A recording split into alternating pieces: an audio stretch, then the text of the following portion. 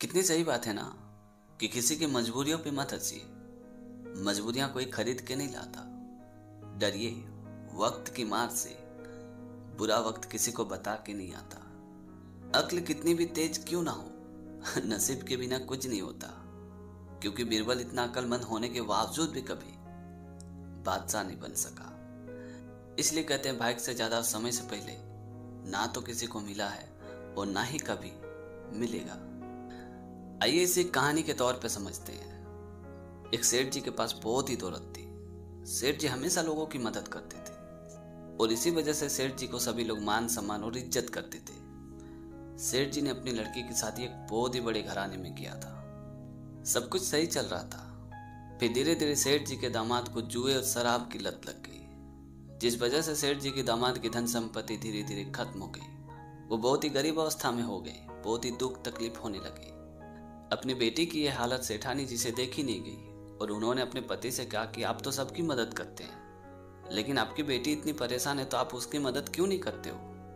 तभी सेठ जी ने अपनी पत्नी से कहा कि जब उसका भाग्य खुलेगा तो सब अपने आप उसकी मदद करेंगे, इसमें इतना चिंता करने की कोई जरूरत नहीं है। और एक दिन सेठ जी घर से कहीं बाहर गए हुए थे। तभी सेठ जी के घर में उनका दामाद आया तो सासू माँ ने हाल समाचार पूछा, खाना वगैरह खिलाया। और शाम के वक्त जब उनका दामाद घर पे वापस लौट रहे थे तो सासू माँ ने सोची क्यों ना अपनी बेटी की थोड़ी मदद कर दूं, वैसे भी इन लोगों की हालत अभी बहुत ही खराब है। उसके बाद सेठानी जी ने मोतीचूर के लड्डू में कुछ सोने के सिक्के छुपा के अपने दामाद को दे दिया और कहा कि ये लड्डू घर पे लेते जाना, मेरी लड़की को मोतीचूर के लड्डू बहुत ही पसंद है। कुछ दूर जाने के बाद दामाद जी मनी मन सोचने लगे कि इतना भारी लड्डू लेके घर पे कौन जाएगा, क्यों ना इस लड्डू को यहाँ बेच दिया जाए और अपने घर के मार्केट से लड्डू खरीद के ले लिया जाए। और यही सोच के दामाद एक मिठाई के दुकान पे गया और वो लड्डू का पैकेट वहां बेच दिया और पैसे लेके वापस अपने घर पे चला गया। रात के वक्त सेठ जी जब घर पे वापस आ रहे थे तो उन्होंने उसी मिठाई की दुकान पे मोतीचूर की लड्डू खरीदी। तो संजोगवश मिठाई वाले ने उसी पैकेट को सेठ जी के हाथ में थमा दिया, जिस पैकेट को सेठ जी के दामाद ने उस दुकान पे बेच दिया था।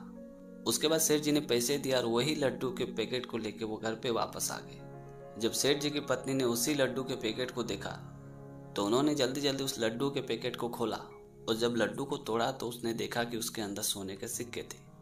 ये देख के वो जोर जोर से फूट फूट के रोने लगे और सेठ जी को वो सारी बातें बताई।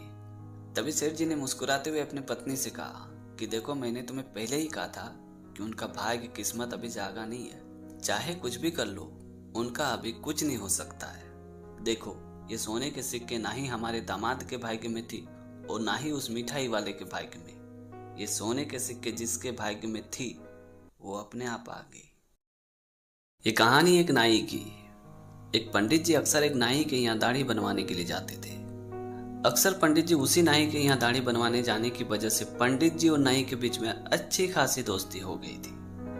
पंडित जी जब भी नाई के पास दाढ़ी बनवाने के लिए जाते थे तो अक्सर नाई पंडित जी को कहता था कि मेरे घर में ये प्रॉब्लम है, मेरे घर में ये दुख है, मेरे साथ ये हो रहा है, कुछ भी अच्छा नहीं हो रहा, पूरी जिंदगी बेकार चल रही है। यानी वो तरह तरह की शिकायत पंडित जी के पास करते रहता था और कहता था कि भगवान तो हम पे दया ही नहीं दिखाते, पता नहीं भगवान को हमसे क्या दुश्मनी है, आखिरकार भगवान मेरा कल्याण क्यों नहीं करते हैं। और इसी तरह की बातें अक्सर नाई पंडित जी को सुनाया करता था। पंडित जी जब भी उस नाई के यहाँ दाढ़ी बनवाने के लिए आते थे तो वो नाई भगवान का शिकायत लेके बैठ जाता था। भगवान के बारे में तरह तरह की शिकायतें करते रहता था। और एक दिन वो नाई भगवान का शिकायत कर ही रहा था, इतने में पंडित जी ने कहा कि एक काम करो, तुम मेरे साथ चलो, मुझे तुम्हें कुछ जरूरी चीज दिखाना है। और ये बोल के पंडित जी ने नाई को एक भिखारी के पास ले गया। उस भिखारी के बाल बहुत ही बड़े बड़े थे, दाढ़ी बड़ी बड़ी थी, नाखून बड़े बड़े थे। तो पंडित जी ने उस नाई से पूछा कि इसके बाल, इसके दाढ़ी, इसके नाखून क्यों बड़े हैं, आखिरकार तुमने इसके बाल, नाखून, दाढ़ी क्यों नहीं काटा। ये बात सुनते नाई ने हंसते हुए कहा कि पंडित जी आप भी क्या मजाक कर रहे हो, इस आदमी ने हमसे संपर्क ही नहीं किया, मेरे पास आया ही नहीं, तो भला मैं इसके बाल, दाढ़ी, नाखून कैसे काट सकता हूँ। अगर ये मेरे पास आता, हमसे संपर्क करता तो मैं इसके बाल, दाढ़ी, नाखून सब कुछ काट देता। अब आप ही बताइए, जब ये मेरे पास आएगा ही नहीं तो भला मैं इसके बाल, नाखून, दाढ़ी कैसे काटूंगा।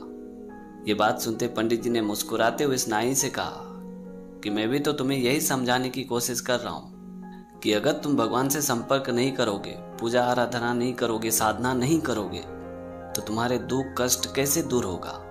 अगर तुमने भगवान से संपर्क किया होता, अपना दुख दर्द उनके सामने बांटा होता, अपनी मन की बात कहा होता, तो तुम्हारे दुख दर्द कष्ट सब कुछ ठीक हो जाता। फिर तुम्हें ये दुख दर्द परेशानियों का सामना कभी नहीं करना पड़ता। इसलिए कहता हूं कि शिकायत करना छोड़ दो और भगवान से संपर्क बनाए रखो। तो दोस्तों, छोटी सी कहानी में यह सिखाती कि प्रभु से अपना संपर्क बनाए रखो। अपनी मन की हर बात उन्हें बताया करो, क्योंकि आपको भी पता है कि बात करने से ही बात बनती है। हर इंसान का पहला स्कूल कॉलेज घर है और सबसे पहला टीचर माता पिता। भले ही उनकी छोटी छोटी सीख हमें बुरी लगती हो, पर सच कहूं, ये हमारी लाइफ में बहुत ही काम आते हैं और कभी कभी इन सीखों से तो हमारी लाइफ भी बन जाती है। आइए इसे कहानी के तौर पे समझते हैं। हर रोज की तरह मैं सवेरे सवेरे बाथरूम से नहा के निकला तो मेरी माँ ने कहा कि बेटा तुम्हारा इंटरव्यू लेटर आया है। तो मैंने जल्दी जल्दी नाश्ता किया और उस इंटरव्यू वाले पते पे पहुंचा। जब मैं उस बिल्डिंग में घुसा तो देखा कि बिल्डिंग का मेन दरवाजा खुला ही था। तो मैंने धीरे से उस दरवाजे को बंद किया और उस ऑफिस में गया। ऑफिस में घुसने से पहले मुझे मेरी माँ की बात याद आ गई कि अपना घर हो या दूसरे का, हमेशा पैर पहुंच के ही अंदर जाना। तो मैंने देखा कि फुटमेट कहीं दूर पड़ी हुई थी। फिर मैंने उसे धीरे से लाया और सही से रख के पैर पहुंच के वापस ऑफिस के अंदर गया और उस रिसेप्शनिस्ट को अपना इंटरव्यू लेटर दिखाया। तभी उन्होंने मुझे सोफे की ओर इशारा करके बैठने के लिए कहा। जब मैं सोफे पे बैठा तो देखा कि सोफे का पोजीशन कुछ ठीक नहीं था। 3 सोफे थे, तीनों के तीनों इधर उधर पोजीशन में थे। तो मैं धीरे से उठा और सारे सोफे को सही पोजीशन पे कर दिया। फिर मैं चुपचाप बैठ गया। तभी मेरी नजर दीवार में रखे फूल के गमले पे गई।